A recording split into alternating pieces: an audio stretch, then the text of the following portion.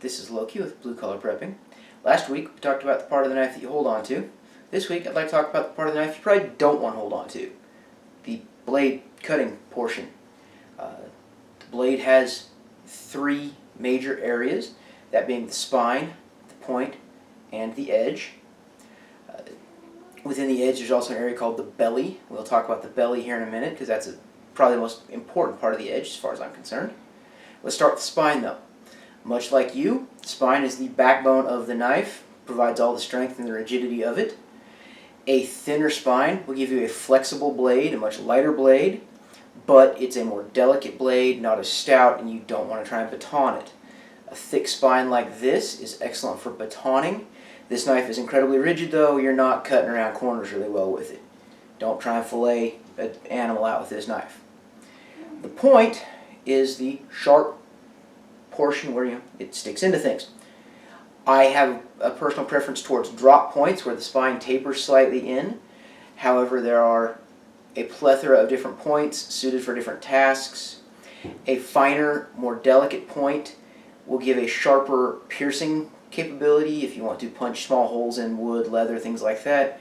But it's also a more delicate tip, more likely to break. Drop point kind of is a good in-between between a very stout tip and a tip that still retains a whole lot of cutting capability. I mentioned the belly of the edge. Now on the entirety of the edge, the belly is this deeply curved section here, and a deeper belly allows for a drawing slice type motion. If you were to skin something, slice vegetables, cut meat thinly, that's where you use the belly.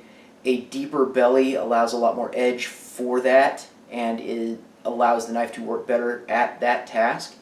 A straighter edge will cut, but is not as good for a slicing motion. It's cutting rough material, ropes, things like that, work better on a straighter edge. Also on this knife, along the spine, there's this scalloped area. That's called jimping, and the idea behind that is it gives my thumb traction while I'm making those kind of slices. Keeps my hand from sliding around, keeps me from getting cut, gives me a lot more control over what the edge of my knife is doing. This is a far more aggressive jimping style, and obviously is there for some visual effect as well.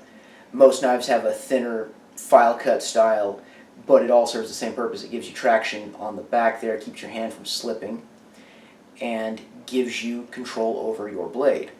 Also, note, this is a much larger blade. It's heavier due to the thickness of the spine, the blade, and the length of the deep belly.